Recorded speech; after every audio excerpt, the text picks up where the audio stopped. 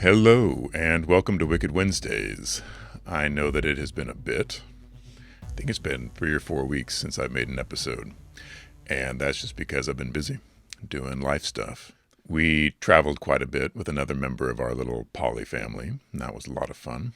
And I've been working on the house that I live in quite a bit, trying to get that finished up because it's been a long renovation process, and I know that the people that I live with would very much like it to be done, myself included. As you can see, I am joined in the studio this week by the lovely Katja. Hi. And this has been something I've been wanting to do for a while. For various reasons, I've been putting off. We often get questions addressed to both of us. We often get questions addressed to Katja directly. And I wanted to take some time to do a series of interviews with her, not only covering the porn work that we do together, but also delving into our BDSM relationship and delving into our poly relationship, because I think that would be instructive and informative to you guys. I think you might enjoy that. This week, we're probably going to focus more on BDSM, how she got into the BDSM world, how she ended up working with me in the BDSM world. Before we do that, I want to do a brief update on our continuing issues with Pornhub. I'm not trying to get into a war with a billion-dollar corporation. I think that's something that I would lose. However, I have received a lot of support from our fans and some advice from our fans, questions from our fans, etc., as to why we haven't released anything lately. And the reason is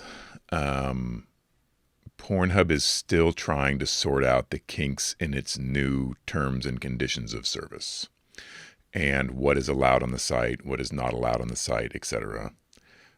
They're still reviewing videos, ours included. They're still going through and pulling videos, demonetizing videos, etc. And until that sorts itself out, I'm not willing to put up any new content that would be either immediately pulled down, demonetized, or would then count against us. Because what's frustrating for us is that whenever they do take down one of our videos, they send us a warning saying, if you continue to upload videos that don't meet our terms and conditions of service, we will suspend your account. Some of the videos that they're pulling down have been up for years. Some of them have been up for a couple months. Every video that's been pulled down has been featured by them on their front page. So it does definitely send a mixed message to us as to what's allowed. We have received conflicting advice from them as to what's allowed. We have not gotten any clear answers. And so, since what we make are, hardcore, sometimes violent, but consensually so videos, and that's specifically what they're targeting, I'm not willing to put anything up until I have a much better idea of what's going on with them. It may mean that we move our rougher content to another platform. That's been suggested to us by our fans. If we could make that viable, I'd be happy to do that. It'd be nice to have a place where we felt safe putting up our videos. We have tried to be very responsible in the kind of videos that we put up. That hasn't seemed to help. The other problem is the backlog we have. The videos that are unreleased are definitely, more of what we have been making so far. Very reality-based, very real looking, because we specialize in it being real. And they were not created in a way that was designed to, throughout the video, establish continuing consent, if that makes sense. We didn't have that in mind because that had never been an issue before in our videos. Pornhub has told us that it's not enough just to have a consent disclaimer and an interview with the model at the end, that consent has to be established throughout the length of the video, which is a pretty high bar to reach, but we can make videos with that in mind. Unfortunately, everything we have filmed does not fall under that in any way, shape, or form. It's designed to be very real. So moving forward, I will make videos that I think adhere to that new guideline. As for everything we have in the can, who knows? That may have to go up on our own site or get sold individually. I just don't know right now. I'm not willing to put it on Pornhub as is and, risk having our entire account suspended, because that would be very difficult for us to recover from. All right. Since I have Katja here, and you'll have to forgive the fact that she's rather blurry. That's just how she is. I know that's often a question that our fans have, is why is Katja's face blurred? It's not actually blurred. She's just blurry. That's part of her aesthetic. The reason that Katja's face is blurred is because she has a professional job in the real world that isn't necessarily compatible with porn. It's not the kind of job where if it was found out, the world would end. But to preserve her privacy, to protect her in real life, and to give her a modicum of privacy and anonymity, we've always blurred her face to more or less degrees. How did you first get started in the BDSM world? Because when we were younger, the internet really wasn't a thing. It wasn't something where you could go online and look up BDSM. Yeah. Well, I mean, honestly, I did first discover it online, but it wasn't anywhere, near as obvious as you would find nowadays. When I was 17, my family got the internet for the first time. And I actually had an ankle surgery, and so I had a lot of time at home with nothing to do. And I started going on internet relay chat, which is kind of a old school. I mean, just it would have lots and lots of channels, lots of different chat rooms about all kinds of different topics. And I started out just going on completely innocuous chat rooms. And then I don't even know how, but I just wandered in to a Gorian chat room, which for people who aren't familiar with it, which is probably most people who are listening, this was a chat based on these particular kind of fantasy, sci-fi, almost like romance novels for men, basically. And so Gore is this fictitious planet where all of the men are dominant and all the women are slaves. And so basically in this chat room, people were role-playing. Now, were you a fan of the Gore novels? No, I had never even heard of them. I don't even really know how or why I went into this chat room. So pause there for a second. And in the early Wild West days of the internet, chat rooms were a way that I was introduced to it. A girlfriend of mine was going to school at the time, and she's like, check out this new thing. It's a chat room, and you can talk to people from all over the world. I don't remember how they were really accessed or how they were indexed. I don't remember when you went into a chat room if you had a list of different rooms. Yeah, that's what it was. It was just like a long list of channels, and I think I was just looking for somebody to talk to. I don't even remember what it was called or why it was an interesting name, but I clicked on it. And the people in that chat room were actively role-playing. Yeah. And so basically that it wasn't, there was no, everybody in the chat room was talking in a persona. Yeah, I think I was one of the rare 21-year-old women who was actually both a woman and actually younger than 21 instead of, a 60-year-old man pretending to be a 21-year-old woman on the internet. And for me, when I discovered first this Gorian chat room and then another just more straight up BDSM chat room. And for me, it felt like I was discovering that something that had always lived inside me lived inside other people too, right? So my earliest BDSM related memories go back to being just right around puberty. And my parents had a couple of, my parents were open enough about sex that books on sex existed in our house, but not open enough that we would have ever had a discussion about the variety of sexual practices that exist out there. So I had taken a couple of their books that were just openly sitting on the living room shelf, and I had snuck them into my room. And one of them was essentially an encyclopedia style book on just all kinds of things having to do with sex. And there happened to be an entry on bondage and an entry on spanking among hundreds of other entries, but those were the only 2 entries I cared about in the whole book. And so I'm like 11 years old. That sounds like the joy of sex. Is it? I think that's, I'm pretty sure that's exactly what it was. And so I'm like, I don't know, 10, 11, 12 years old, and already all I care about in this entire book on sex is bondage and spanking. So as you're paging through it, you're seeing a lot of that particular book, and I'll put a link to it. It has some very realistic depictions of human sexuality. They're drawn in a way that it's not necessarily erotic, but it's clearly explicit as to how sex is done. But it's like an encyclopedia. It's an educational book. When you're paging through this, nothing's really striking your fancy until you reach spanking and being tied up. Exactly. Do you believe in some deeper psychological need, or you feel like this is just something that it's just a kink you have? It's just how you're wired, that for some reason this type of power exchange is erotic to you? I guess I don't really understand the distinction. I mean, I think both of those things are true. I think it is a deep psychological need, and I think it's how I'm wired. So I guess when I say deep psychological need, I think a lot of people automatically assume, oh, well, you have some sort of childhood trauma that is expressed through your need to be dominated or to dominate. Got it. Yeah, I mean, I don't know, right?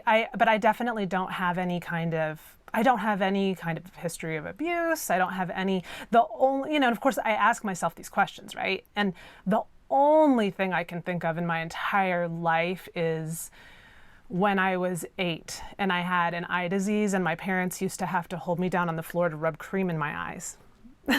That's the only thing I've ever been able to think of that could have to do with like restraint, because it was of course a bad thing, a very unpleasant thing, but I don't know if I could have somehow turned it around, or it's just a coincidence and it has nothing to do with it. I'm personally not a big believer in the whole psychological trauma as a child leads to kink lifestyle BDSM. I think that we don't choose our kinks any more than we choose our sexual orientation or what specifically turns us on. Even if you're a straight hetero guy, why do you like tall blondes as opposed to short, dark-haired girls? Why is that? And I think when you try to overanalyze that and come up with reasons for it dating back to childhood, it's really a fool's errand. And it's not terribly important most of the time.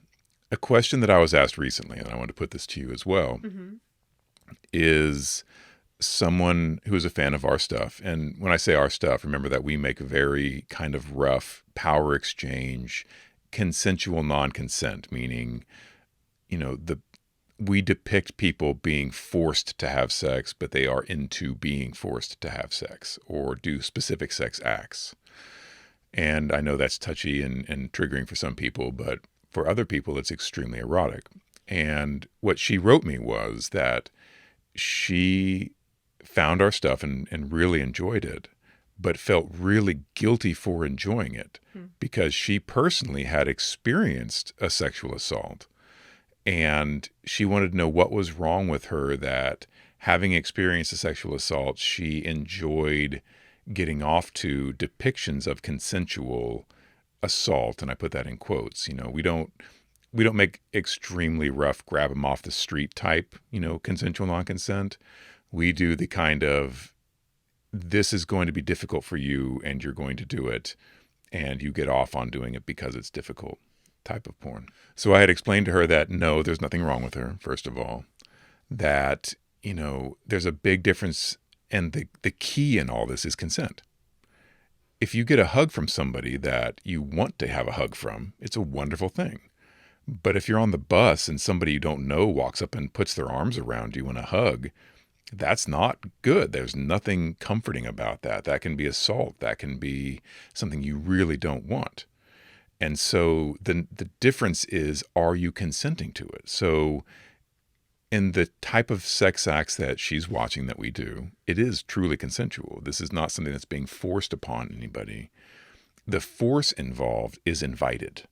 It's something that makes the receiver feel a certain way, and we're going to get into that in a bit. So something that I wanted to talk with you about is that I've had partners that have had past traumatic events in their life and partners that haven't. And I don't tie it necessarily to their need to submit or their need that they enjoy rough sex or that anything like that. It seems to be completely detached from something that's happened to them personally. Mm-hmm. So you don't have a history of sexual assault No. or anything bad in your childhood or even while you were dating that would be, how am I trying to say this? So knowing how force and consent and sexual assault, past childhood, bad traumatic experience, etc., are viewed in our culture, and you making porn that is geared towards the rougher aspects Sure. of sexuality, how do you square that? How do you make that okay with you? Yeah, no, it's tough, right? It's really tough. Oh, that's really so. I think there are two parts of that, right? So the first is there something wrong with me part of it, right?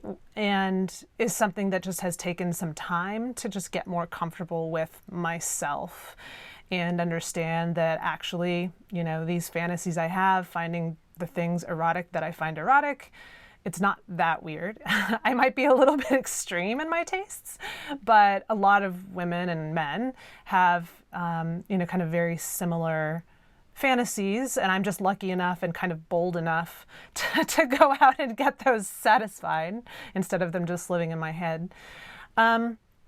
Yeah, the other part of it is kind of societal impact, right? And I think that is a lot more difficult. And as I was at an event, a charity event this year and it was sponsored by Wicked Way yeah, Studio. actually, because Wicked Ways paid for my ticket to the luncheon. And this woman had survived abused by more than one person as a child and then as a teenager. And in my mind, this had absolutely no relationship to what we do. I didn't think about those two things at all until at the very, very end in kind of the question and answer section, she actually brought up violent porn. And it was I think in the context of changing the culture we live in so that, it's so that people don't think that this kind of behavior is okay, that they know it's bad. And she was saying that one of the things out there we need to eradicate is violent porn, right? Because it kind of perpetuates this idea that, that this is okay. It's okay to treat women this way, that women are, objects. And one of the first things I did after this lunch is call him and be like, oh my God, it was great, except now I feel so guilty and conflicted. And we had a conversation about it. And it wasn't the first time we'd had this conversation about needing to and wanting to, make consent clearer. Not necessarily throughout the course of the video, like apparently Pornhub is asking for, but in terms of, those very clear disclaimers at the beginning and the end that Sir has been adding. So we talked about that. And yeah, I think it's tough, but at the same time, I don't think the answer to making our culture safe for everyone is that we suppress very normal and natural consensual activity or depictions thereof. I think a lot of people would look at what we do as not being normal and natural. Sure. And it can be difficult for people who have a very vanilla look on sex to look at what we do and be like, how can that be good? How can that be healthy? How can that be okay? And you can extrapolate that, it's one thing to look at what we do, which can involve a lot of physical discomfort and force, etc. And I can see people having a hard time with that, but people will extrapolate that throughout the BDSM spectrum and say anytime you are voluntarily submitting yourself to the will of another person, especially a woman submitting themselves to a man, that's a bad thing and you shouldn't do that. And that is such a harmful way of looking at the submissive nature. And I have talked about this in other podcasts. I've talked about how submissive people, especially in the West, it seems, are really stepped on and really disparaged for their submissive nature, as if everyone should be dominant, which is simply not the case. You know that about yourself and the people around you, that dominance and submission is a spectrum. There are some people who are extremely dominant and people who are extremely submissive. And of course, in the middle of the bell curve is everybody. You fall somewhere on that spectrum. It may be easier for you to take direction than it is for you to have all the decisions left to you. And if you're a submissive person, having somebody in charge is not a bad thing. It's not something that is forced upon you. It's something that you tend to seek out. And when you run that, slider up and down the scale of dominance and submission, you tend to get people on the more extreme sides that like what we do, where it's not just a matter of submitting yourself to another person, but them requiring things of you that are very difficult. And by doing that, you have the opportunity to show your submission in a way that is above and beyond what would normally happen in a relationship. And this can get very, there's a huge amount of depth to this. But what I wanted to ask Katja about is, for Katja specifically, she sought out the kind of stuff that I did. And in fact, having seen her porn tastes and her porn history, the stuff that I do is fairly tame. She has much more extreme tastes in porn than I do. And that's not shaming her in any way. It's just what turns her on is more extreme than what turns me on. I have tastes and I know what I'm looking for. I know what I like and what turns me on. When I watch some of the stuff that Katja enjoys, it's just too much for me. It's much more focused on degradation and such, which is fine. It's just not my particular kink. It doesn't repel me, but it doesn't turn me on either. So I wanted to loop this back around a bit, going back to her initial entry into BDSM. So she found some chat rooms where people were discussing power exchange, to a fairly extreme level in the gore role play where the women are expected to be completely submissive and the men are completely dominant. And it's a very kind of caveman, barbarian-esque culture. Conan the Barbarian is kind of in that wheelhouse where, super hyper masculine men, very submissive women, grab by the hair, take to cave, make baby kind of thing. I actually do know people that are in that fandom, and there's nothing wrong with that. You'll rarely hear me have anything wrong with anybody's particular kink, because I know that every possible shade of the spectrum is out there. And if it's making you feel good, there's nothing wrong with it. But I don't feel like that kind of Conan the Barbarian slave master relationship in porn or in kink and domination was really your entryway to it. How did you go from that initial chat room experience to delving into the scene to the point where you were titled Miss Leather Southeast at some point? Yeah, so I guess in relative terms it was all very quick, although it didn't feel quick at the time.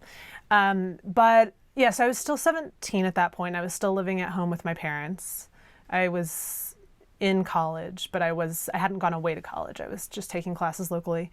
I found, like I said, after the Gorian chat room, I found another chat room that was just more straight up, hi, we are people in the BDSM community, right? And so that was where I started to learn about, places exist where you can go in real life and meet people.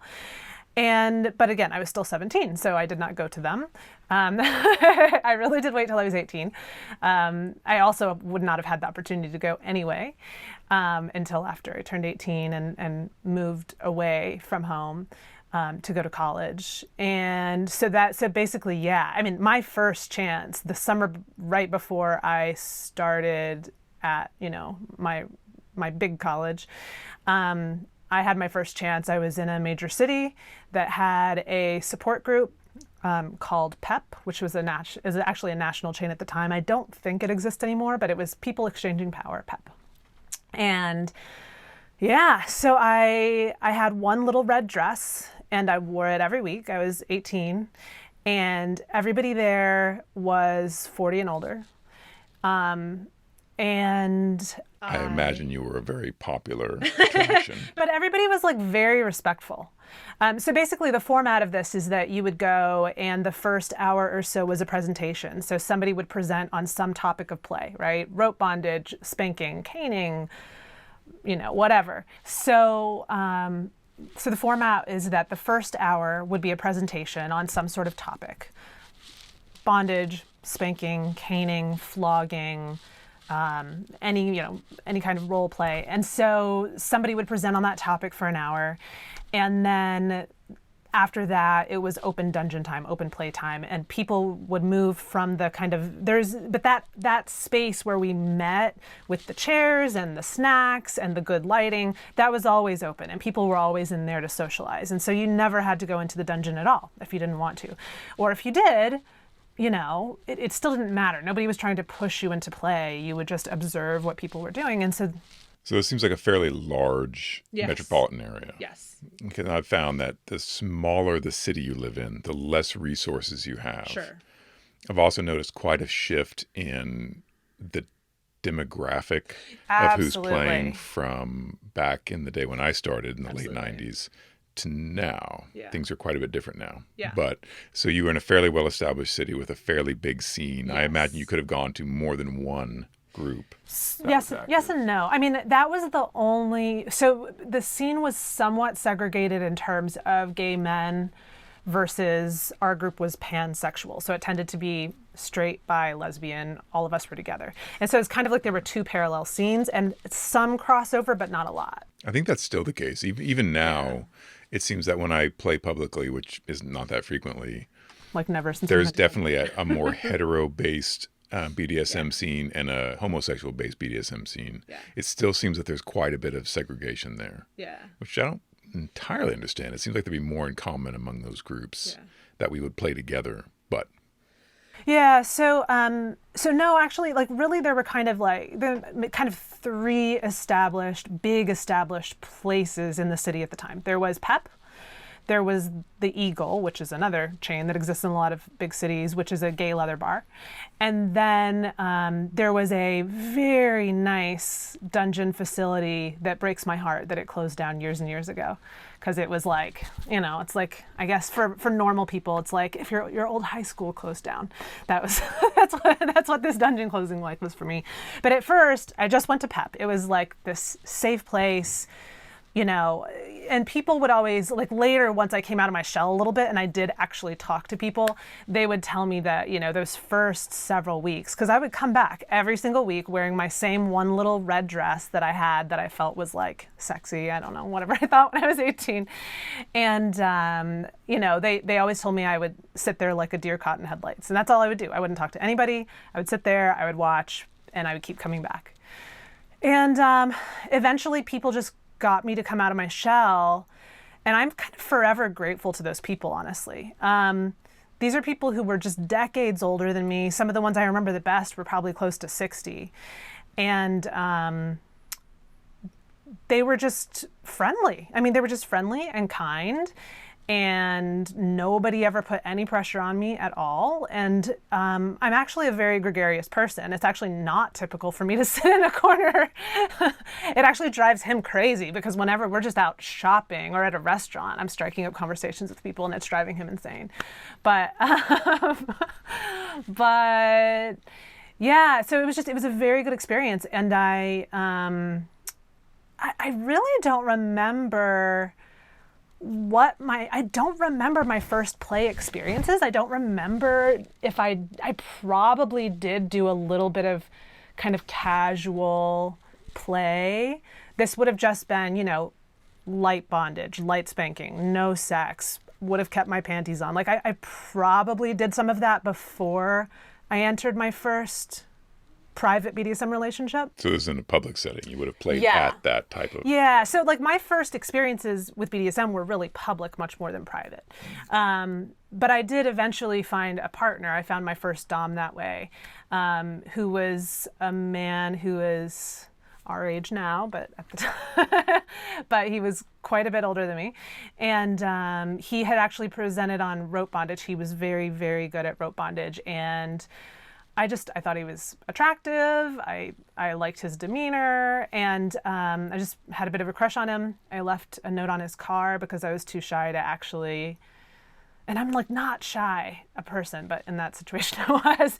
And so I like left a note on his car that I was interested, and that plays into, you know, kind of what we were talking earlier on. You don't pick what attracts you in people. Growing up, you know, you're an attractive young woman, but the men in your peer group didn't really have anything for you. I was You weren't. never boy crazy. And this is the thing, is like, kind of looking back, there are just so many little ways that I was different, right? So I never went through a boy crazy phase, but what I did do was I had a lot of crushes on teachers and people in positions of power over me. And they weren't something that I recognized at the time as being sexual, because I did not fantasize about having sex with these people, but I just fantasized about having their attention, about just basically having the attention of people with power over me. But I was never really interested in boys. And then, you know, when I got out there into the scene and I had developed this crush, I was like, oh, it's not that I'm gay, which is something I wondered at one point too, not because I had, you know, strong feelings for women, but just because I didn't go through this stereotypical boy crazy phase. It's that I never liked boys. I like men. I like grown men who are in charge. That's what I like. And that's what I've always liked. So actually my taste in men has never changed from the time I was that age till now. So yeah, I met my first dom. He was very cautious. I was very young, and it was a good, healthy relationship. He had a very well-equipped dungeon in his home where he had built all of this very nice furniture, St. Andrew's Cross himself. Lucky you. I know, in a lot of ways, he's actually very similar to my current dom. And yeah, so I mean, but that was basically my introduction. And so yeah, you talked about being crowned Miss Leather, but yeah, so I got very, very involved in the scene, and that included, I think I was 19. So I mean, this all happened within a year. I went from, you know, not being able to talk to anybody to, you know, being on stage and competing for the title of Miss Southeast Leather and winning it. We'll have to excise that. Okay. There's somewhere online, there's a register of all the former Miss Southeast Leathers. Yeah, so I won. But you did well in Yes. this leather competition. Yes, I won my leather competition. I went on and competed at the national level. I was runner-up at the national level. So public play has always been part of your play. It's always been something that, when I met you, you were still doing a lot of public play. Yes. And what I found, and I don't want to get too far off of our tangent here, but I always have geared towards private play. Almost all the scenes that I do are private, one-on-one, one-on-two, very small scale, very closely interactive. And the other side of that spectrum is very public play, where you're in a group of people that you know and you like, or perhaps you're amongst a group of people that you don't know. Some people have kind of a kink towards that voyeurism, exhibitionism thing. But you've always managed to fall in with a group of like-minded, kinkster-type people. What I've found when I go to just basic BDSM public events is I don't tend to gel with the people there. Mm-hmm. You've always seemed to find a group of people that are ancillary to the main public group. Yes and no. I think that's not, I think I've had two separate experiences, and that's true for my most recent experience, but that's not true. When I was 18, no, this was just the general public Everybody's scene. there.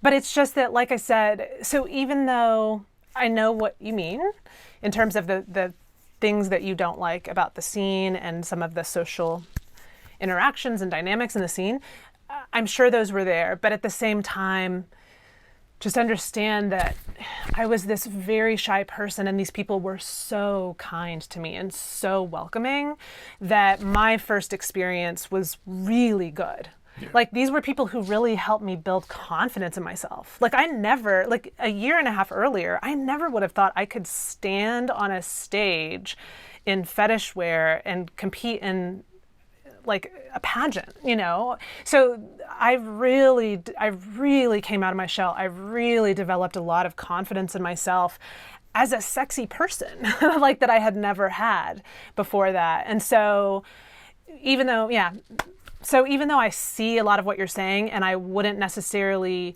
fall in with the same group of people now that I did then, I'm forever grateful to them.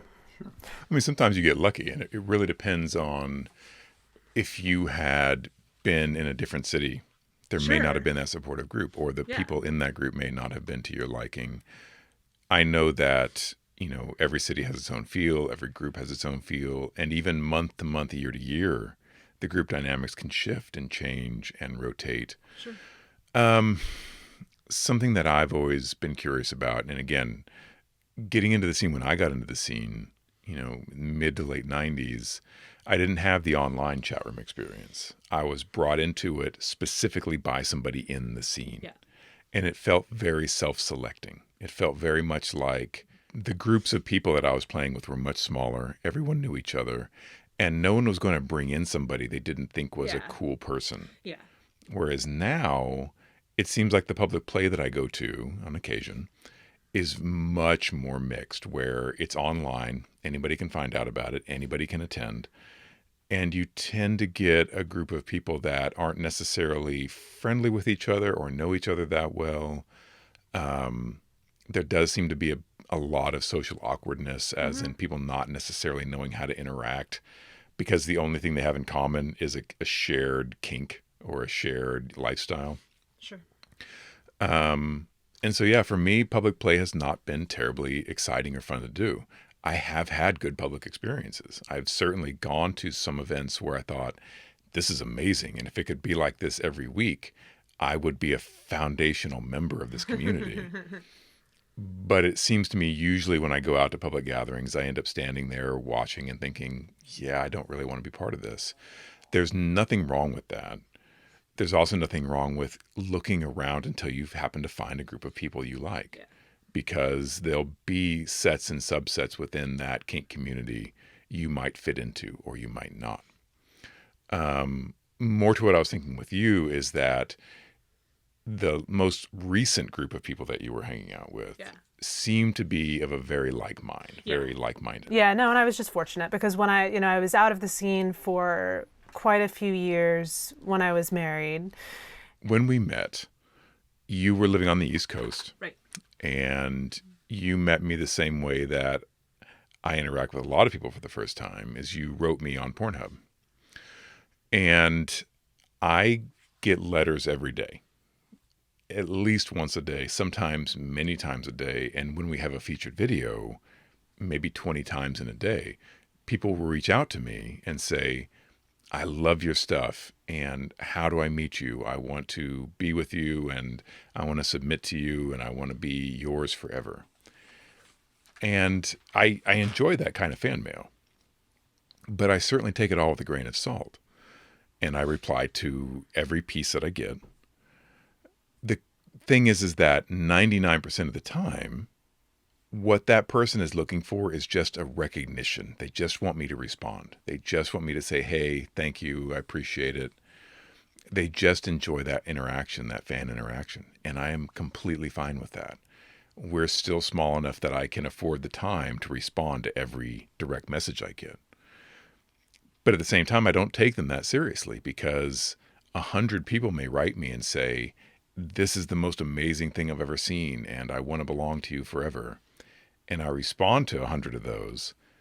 And out of that 100, one person writes me back, right? One person makes that next step of continuing the dialogue. So when you first wrote me, and it was very much the same thing, I love your stuff, I want to meet you, this is great, you're fantastic. And I wrote back, thank you, I really appreciate that. Please like and support our stuff, period. And you did write back and you're like, no, I'm serious. I would really like to meet you sometime. And when I get that, honestly, what I'm thinking is, I'm sure you and everybody else that wrote me this week would also like to meet me. In fact, I've shown you that on that day that you wrote, several other people had written almost the exact same thing. I gave him a hard time because it took like 6 months before I actually got him to engage with me. It doesn't usually take that long. But yeah, I can see that happening. You were very persistent. Mm-hmm. And I remember that we exchanged several emails back and forth through, direct messaging. And at some point we shifted over probably to WhatsApp or another messaging service. Mm-hmm. That's another thing that I do is that Pornhub is not a very convenient way of talking to somebody. I often don't get messages right away, etc. So we'll shift over to another, discreet messaging service. And again, of the 100 people that go to that, one person actually sticks it out. I've been doing this for 3 or 4 years now. And there are people in my life that would never have been in my life if it weren't for that Pornhub interaction. Katja's one of them. Mm-hmm. Sadie's one of them. I have other people in my life whom I met through Pornhub. But when you contrast the handful of people that are part of my life now to the number of responses that I've sent out of people that really want to work with me, quote unquote, it truly is 100 to 1 at least. So when you reached out to me, mm-hmm. you were still part of a fairly active scene. In fact, you are still friends with the people that you were seen with. I've just moved away. Exactly. You don't really mesh with that circle because they are very East Coast based. Right. And you no longer live on the East Coast. Right. Yeah. So I fell into this group. This was actually my last serious dom before Sir. I had a female dom. And when I met her, she just already had this great group of friends. And so I fell in with them through her, but I was just really, really lucky. I was actually still married, just kind of coming out of my marriage at that time. But it's like you said, you're essentially vetted because, of course, first she got to know me, and then not only did we develop a relationship, but obviously, that's how I got into the group, was somebody who's in the group thinks you're cool. And so, yeah, I mean, it was a really, really great group of friends who traveled together. I mean, we travel a lot, whether it's 2 large events where there are thousands of other kinky people, or just our group. We'll have half a dozen couples in a house for a weekend, ski during the day and play at night, But yeah, I mean, that's been my more recent social experience. And that is, people often ask, how do I get into the BDSM scene? How do I get started in this? How do I find partners? How do I find a dom, for example? And so if you were dropped into any town, USA, mm-hmm. how would you go about trying to plug into the scene? I would go on FetLife and I would start a profile. Or I would already have one if I were already active in the scene. But if I were brand new, I would start a profile. And then I would start going to munches. And I know that my sir is not a big fan of munches. And I know that you'll have to go to, a dozen or 2 dozen of them before you start to find people that you mesh with. But I don't know a better way to do it other than FetLife, kind of looking to see who's out there in your area, going, whether it's a munch or going to a public group. I mean, honestly, it wouldn't really differ from how I got into the scene to begin with. I started by going to PEP, and I would do the same thing because there are lots of groups out there that do these educational events. And that's what I would start with. I would start with these educational events. And that's when those are no pressure situations. Nobody's expecting you to play at these events. And so especially if you are kind of shy and new and not sure about it, it's just a good way to have no pressure, find people who are interested in what you're interested in. Even if you're not interested in them as partners, they can become your new friends and you can meet their friends. And that's what I would do. On the sub side, yes, you seem to have been fairly charmed. I know that you have had some dom sub relationships that weren't amazing, and we might go into those at some point. But for the most part, you've led a fairly charmed life. There's been times where you got into a relationship with a dom, had a good relationship with that dom, and then, as relationships do, you drifted apart for whatever reason. And that happens. That happens all the time in vanilla relationships. It happens in DS relationships. When you're with somebody for any length of time, there's a very good chance that you will grow apart. Some people grow together and become stronger and stronger. And other times, what was initially very strong becomes separated and comes apart for whatever reason. There's nothing wrong with that. But you don't have a lot of dom horror stories. You have a couple of things that didn't go well. Getting into the scene, you tend to be a bit, let's just say that you're not as cautious as I would like you to be. So showing up at munches, showing up at public events, showing up at public gatherings, how do you negotiate that initial exchange between, so you meet some guy or some dom or some femdom there and they seem attractive to you and you want to play with them. How do you negotiate those initial scenes? That first time of, hey, I really like you. I'd like to play with you sometime. Well, so it's hard for me to imagine. It's been so long. I mean, my most recent experiences with that have been people I've actually been friends with first who are in my friend group already, right? And so then it's really easy and really casual. Yeah, and also I've been in, since my divorce, basically, I've been in a couple of very serious DS relationships and one not so serious one, but during both of those, I wouldn't, now and then, I wouldn't have been free to do that anyway, right? It would have had to go through my dom. So it's a little bit hard to imagine. Are we imagining that I am completely unattached and...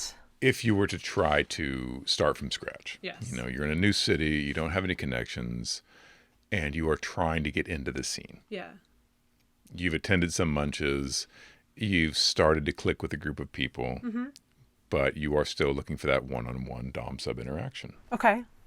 So I think it would be like dating anybody. I think it's like vanilla dating, right? I would be getting, if this is somebody I'm interested in, it would just be exactly like vanilla dating, where I'm trying to get to know this person, seeing if they're interested in getting to know me. I would go to dinner, it's all of that stuff. And then at some point, if all of those things are clicking, then, we could have a talk about, these are what my BDSM interests in. What are your BDSM interests? And hey, I've never done this before and I'm really nervous. And, there are all kinds of things that go into that. I mean, I personally would probably be more comfortable having my first scene with somebody be public, like in a public play setting. Then again, that's kind of how I started. And so my level of comfort with playing in front of people is probably much higher than it is for a lot of people who are new to the scene. But the presence of other people makes me feel safe. And so that's probably what I would do. Yeah. And that is smart. The kind of intimate interactions that we have in the BDSM community, it's always a step beyond your vanilla relationship when you introduce something like restraints or when you introduce something like power exchange, because your vanilla date, you guys are both into it. You go back to his place and you start, playing around and it doesn't feel right. You're not into it. So you stop and, hopefully they can be expected to stop too. In a BDSM situation, when you're restrained and there's already a power exchange thing going on, the level of trust that you're imparting to the person you're with is extremely high. And so I don't recommend that anybody dive into that head first without some sort of fairly extensive prelude, warm-up period, dating situation where, again, I think a public play setting, if you're comfortable playing in public, is a great way to do that. It's nice to have someone there with you, many someones in the case of a public play, to make sure you're okay, to make sure that nothing goes sideways. One thing that I would absolutely recommend to anybody, whether it's vanilla dating or kink dating, but especially kink dating just because of the nature of how we play, is a safety call. And a safety call is simply telling somebody that you trust that you will check in with them at a certain time. You know, you go on a date Friday night and you've told your friend that at 10 o'clock, you're going to call them. And that if they don't hear from you by 10 o'clock, they should call you. And if they call you and there's no answer, there's probably something wrong. So they need to know where you are. They need to know how they can get a hold of you. They need to know things that could help them come to your aid if need be. I'm not trying to scare anybody. I'm not trying to make people think that this is especially dangerous, because it's not. This is a fairly smart thing to do anytime you're dating in the digital age where you're meeting new people that aren't necessarily part of your friend group. Having that safety call can, there's no downside to this. The downside is, you have to pause for a second and call your friend Stephanie and say, hey, I'm doing fine. I'll talk to you tomorrow. The plus side is that if you get into a bad situation, or the person you're with gets into a bad situation, while you are restrained, for example, help is on the way and people know where you are, which is incredibly important because, again, I would not say that the kink dating scene is any more rife with bad actors than the vanilla dating scene. Unfortunately, the vanilla dating scene is pretty rife with bad actors. So having that initial, getting to know someone period where a trusted friend of yours knows where you are and knows to expect to hear from you at a certain time is just a safety protocol that I recommend for everybody of both sexes, no matter what's going on. Taking the time to get to know them, playing in public if that's comfortable for you, or playing at very low levels to begin with is very smart. Understanding your limitations and having those boundary discussions with your partner ahead of time, very important. So yeah, just have your safety in mind. Be safe out there. Make sure that you are serious about your safety. If you are playing with anybody that doesn't take that seriously, or thinks that you're being overly cautious, or thinks that you don't trust them because you want a safety call, those are all red flags. And so I wanted to ask you, though again, you've had mostly good experiences, what would you consider this isn't going well? I'm going to go ahead and pause there because my conversation with Katja went on for another hour, and there's a lot of good stuff in the second part of our conversation that I think you will be interested in. But 1 hour is probably enough for any individual podcast. We had a lot of fun making this, and I think we'll do some more interviews, both with Katja and some of my other models. If you have any questions about us or our relationship, or for Katja specifically, send those to us or leave them in the comments. And until next week, stay safe out there. Thanks.